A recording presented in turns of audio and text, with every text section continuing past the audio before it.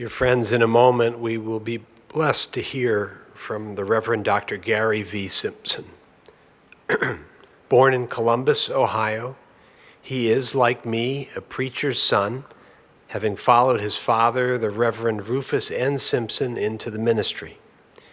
It was as a student under the tutelage of the Reverend Gardner C. Taylor that Dr. Simpson began his relationship with Concord Baptist Church, which he has led now as senior pastor for more than 3 decades.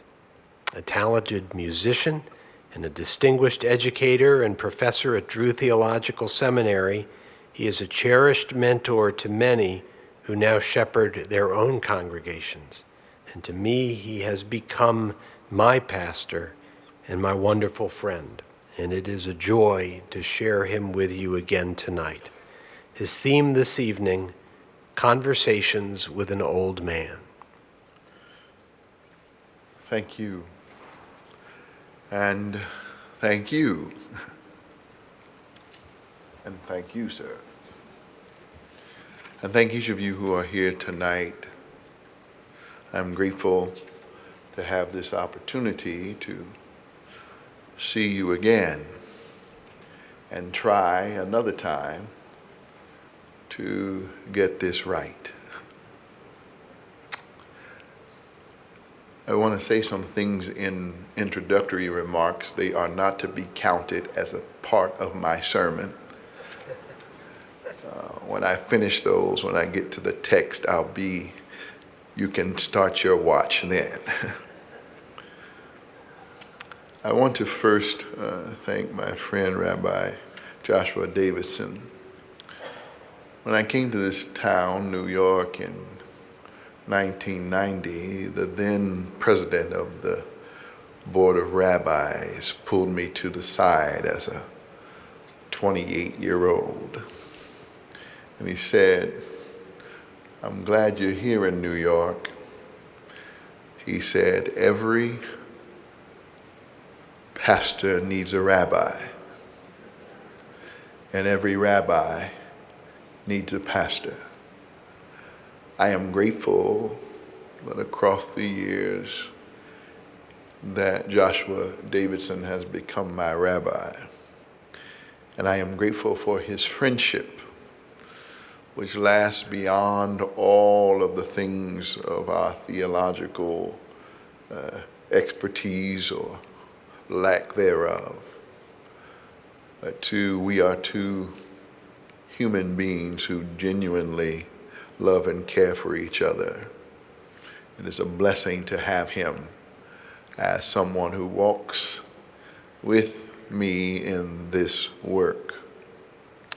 I want to do something. I want to invite you. We've been coming here for 7 years. I want you to mark a date on your calendar, the 3rd Sunday in December of 2026. For over 100 years, some portion of Handel's Messiah has been sung at Concord.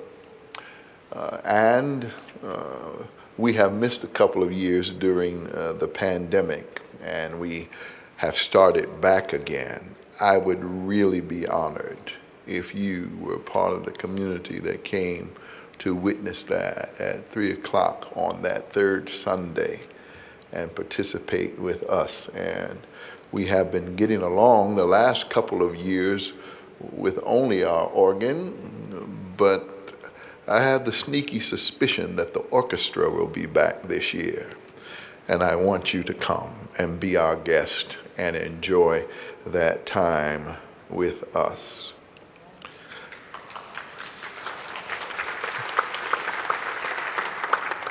I'm going to tell you something else I'm going to invite you to at the end of this talk that I have for you. I invite you to also, I've got a text in a long psalm. The designation in our translation is some 40 verses. I have not the time to pick at every one of them. But it is a good centering ground for the things I am going to be speaking about today. every morning in this year and for the past few years, we have awakened to a new degree of absurdity. And we do not know what new insanity may be ours to experience, to respond to, or to be, as I often am, numbed by.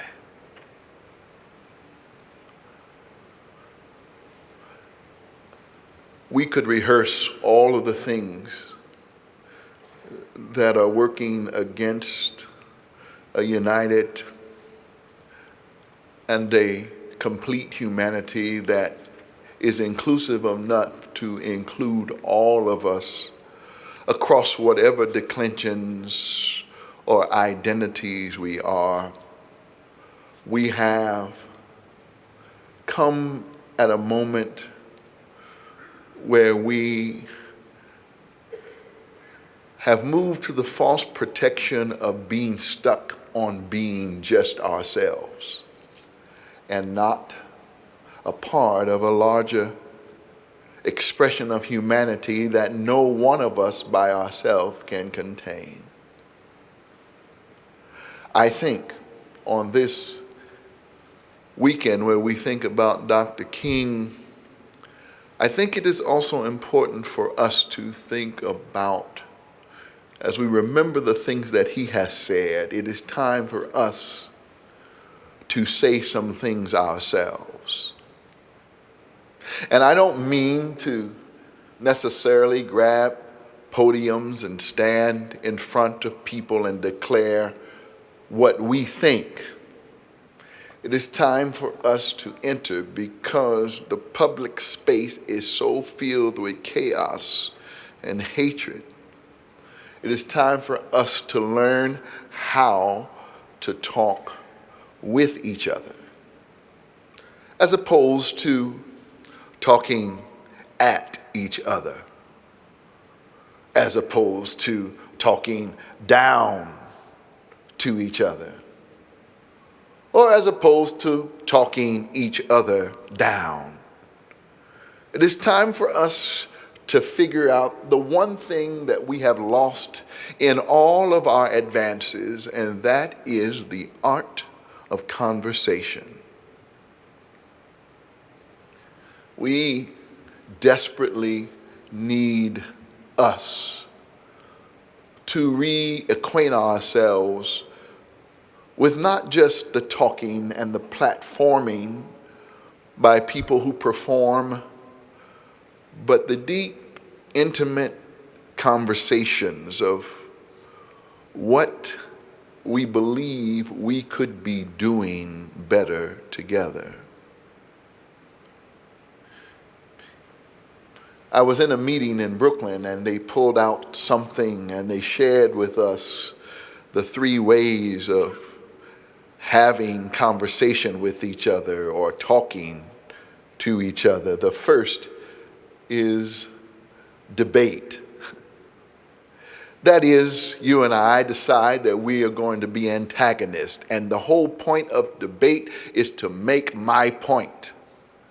And to make my point at the expense of you and your point, no matter what I have to do in a debate, it is my goal to win and make you a loser. Whew. We sure have enough of that these days. The other is to have a discussion where we come and we all talk about the issues, and we speak about that, and at the end it is not about whether or not I win. It is just that we have shared information. And so we leave with a lot of information, and some of us are overloaded by the discussion because everyone has had their say, and we all share our unique ideas about these things, and we discuss it, and so we have issues. And we walk out, and we haven't really solved those issues. The third is dialogue.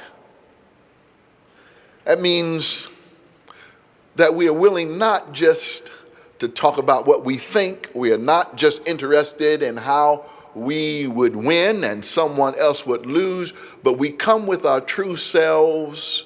And these other things, you're not allowed to have emotions. They are to be rejected. But in this, your identity matters. It matters that we are talking as people who have difference. It matters where you come from, how you understand yourself, how you want to be referred to in your space and place in the world. Dialogue is not about us just talking issues. It's not about us winning and losing.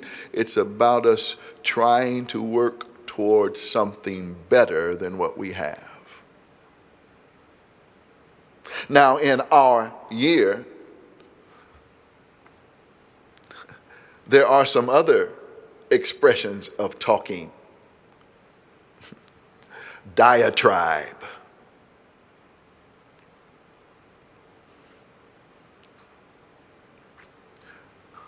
Dehumanization.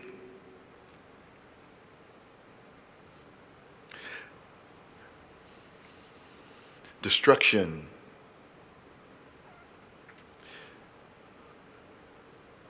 There is a sense in which we are so far away from dialogue now, we have to pull ourselves and stop. And that's why tonight I tell you of a story of a conversation I have been having with an old man for about since I was preteen. It was in this text, in this 37th Psalm, where the writer says, I was young and now I am old. I wasn't making a pejorative. He said he was an old man. I'm not making fun of him. I just want to recognize him for who he was. I was young and now I'm old, but I have yet to see the righteous forsaken, nor their seed begging bread.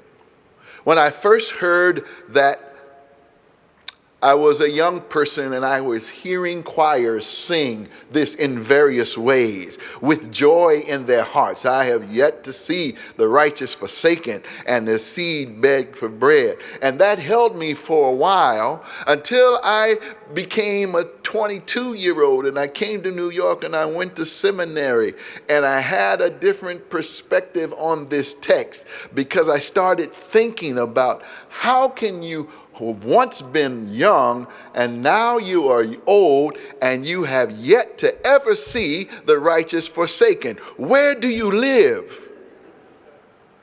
What kind of closed community do you have where there are no people who struggle? Where is it? And I was from the Midwest, and all I can think of were plants being closed down in the Midwest. And do you think that only the people who were evil and wicked got pink slips from the corporations that were closing? Or in a time of sickness, as they tried to do with AIDS when it first started, it had to be about the way people were living. What kind of world do we live in where people who are experiencing the tough things of life, forsakenness not only from other human beings, but apparently or appearing to be by God? What do you mean you've never seen the righteous forsaken? You need to get out of the house more.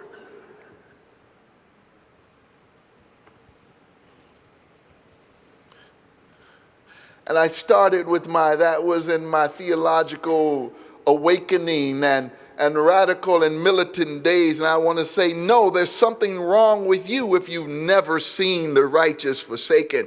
Why don't you in New York City just participate somehow in one of the places where people are being fed? Because even though they are making some wage, it is not enough for a living wage to feed their families.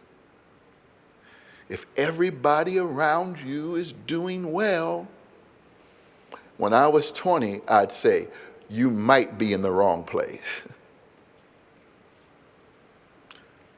But then I talked with him again in my 40s as a pastor of a church where the struggles of people, and we never know, when people come into our houses of faith, we never know what kind of weights they are carrying.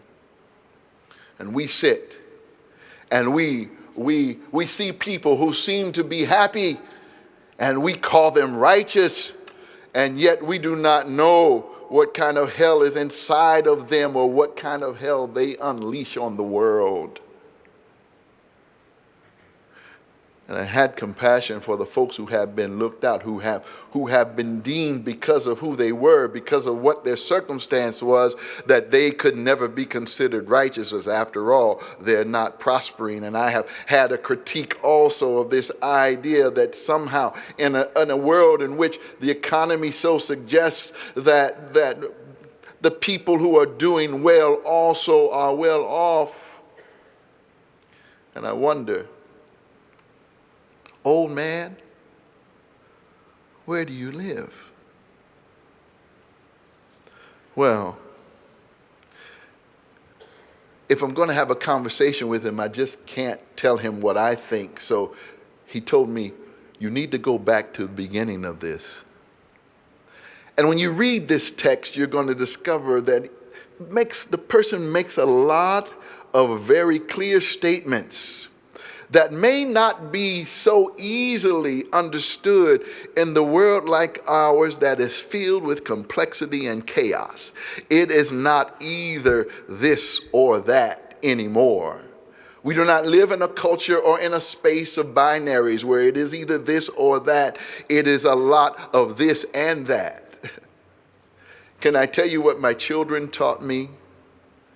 When I was young, my dad would say, let's go out to dinner. We went out to dinner. We went to the same place all the time. We sat at the same table. And if there were people sitting in the table that we would sit in, we would look at them like, you're in our place. And there was no changing of the menu. In fact, Dad would make all the orders and bring them to us, and there we sat. Well, I decided I wanted to take that ritual with my own children. I have two children who are millennials and Gen X, Gen Y. And so sibling rivalry, they're about 18 months apart. So sibling rivalry was very big with the first two. And so I'd say, we're going out to dinner. My son, who was 5 or 6, would say, what are our options? So he said, well, whatever you want. Well, I think I'll have pizza. And because he said pizza, his sister would say, I want chicken. And so I've learned all the restaurants that have a multiplicity of things because my children are very different. But then we had another who's a Gen Z. She is 7 years younger than her brother. Here I go again. Let's go out to dinner. What are our options? I want chicken. I want pizza.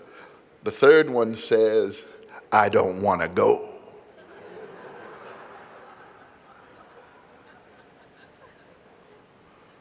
It is not either this or that. It is sometimes neither of those things. And we never will know if we don't sit down and talk with each other. Let me tell you what I'd love. Rabbi Davidson and I have been talking about this for a few years, about getting some folks from our congregations together and to sit down and to look at a text like this or any other text and just share with each other. We can do it now without problem because we now can do things electronically and we don't have to travel to do it. We can sign up, get in, and have a conversation. And let's have some conversations about these things, which will lead us to have conversations about the other things that have kept us from each other. In a world like ours, we need less bombs, less military might, less decrees from people in grand spaces. We need just people to talk together. So I've invited you to that. Sometime before 2026 is out, can we get 3 or 4 weeks in succession just to have a conversation together And the other thing I want you to do before you leave today is when we leave, don't just run out. Find somebody that you don't know. Introduce yourself to them. You don't have to give your last name. You can say, my name is Emily, and I'm glad you're here and that we had this experience together. Believe it or not, that is where the revolution from the mess we are in begins. And if we don't learn how to do that, we'll always be screaming at each other in the times when things have stressed us out. And so, as I finish, that was my signal to finish. As I finish, you don't know what I did to get them to run through this street at this moment. I've been talking with that old man for 4, 5 decades. And now I am he.